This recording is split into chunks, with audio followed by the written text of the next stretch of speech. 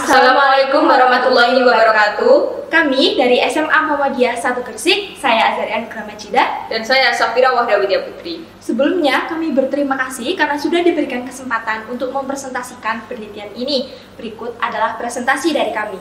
Hal yang melatar belakangi penelitian ini adalah berkembang pesatnya teknologi informasi. Tentunya hal tersebut menimbulkan dampak yang positif maupun dampak yang negatif. Salah satu contoh dampak yang positif adalah untuk meningkatkan kesejahteraan masyarakat, sedangkan dampak negatifnya sebagai arena efektif untuk pelanggaran hukum. Pelanggaran hukum yang sering terjadi di Indonesia saat ini adalah penyebaran berita hoax. Penyebaran berita hoax ini disebabkan karena situs-situs yang dikenal masyarakat cenderung memberitakan berita hoax dan masyarakat yang kurang memastikan kebenaran dari berita tersebut. Hal tersebut tentunya tidak dapat dibenarkan karena dapat menimbulkan kecemasan yang berlebih di tengah masyarakat. Di saat pandemi seperti ini, banyak berita hoax mengenai COVID-19. Berita tersebut seringkali dikaitkan dengan isu politik. Salah satu contohnya adalah beredarnya kabar di salah satu platform media sosial yang mengatakan bahwa uji coba vaksin COVID-19 asal Cina hanya dilakukan di Indonesia. Pengunggah juga mengklaim bahwa Indonesia menjadi kelinci percobaan vaksin COVID-19 asal Cina tersebut. Namun, hasil penelusuran tim AIS Kominfo mengatakan bahwa berita tersebut adalah hoax. Oleh karena itu, diperlukan tindak lanjut untuk mengatasi penyebaran hoax. Mengapa demikian? Karena berita hoax seringkali tersebar di media sosial, dan remaja adalah salah satu pengguna media sosial.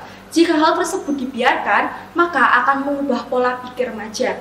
Karena hal tersebut dapat disimpulkan bahwa adanya keterkaitan antara berita hoax dengan generasi muda di media sosial mengenai COVID-19.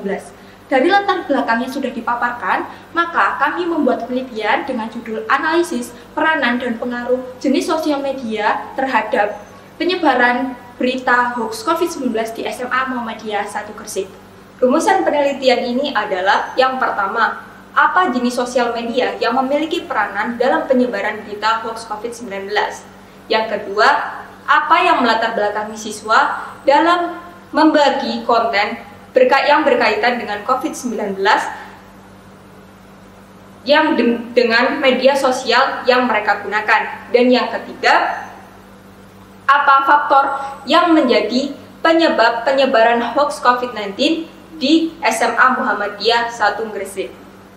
Dan tujuan penelitian ini sejalan dengan rumusan masalah, yakni mengetahui jenis sosial media yang memiliki peranan dalam penyebaran berita hoax COVID-19, mengetahui latar belakang siswa dalam membagi konten COVID-19 di sosial media yang mereka gunakan, dan mengetahui faktor yang menjadi sebab penyebaran berita hoax di SMA Muhammadiyah 1 Gresik. Penelitian ini dilakukan selama hampir kurang lebih 1 bulan terhitung dari tanggal 8 Maret 2021 sampai 25 Maret 2021. Penelitian ini dilakukan dengan membagikan kuesioner melalui Google Form yang dibagikan kepada seluruh siswa-siswi SMA Muhammadiyah 1 Gresik. Dari kuesioner yang sudah dibagikan dimuat dalam 8 grafik berdasarkan tabel konstruksi. Yang pertama, social media type trust. Siswa memilih Instagram sebagai sosial media yang dapat dipercaya dengan persentase 87,5%. Yang kedua, sosial media hoax.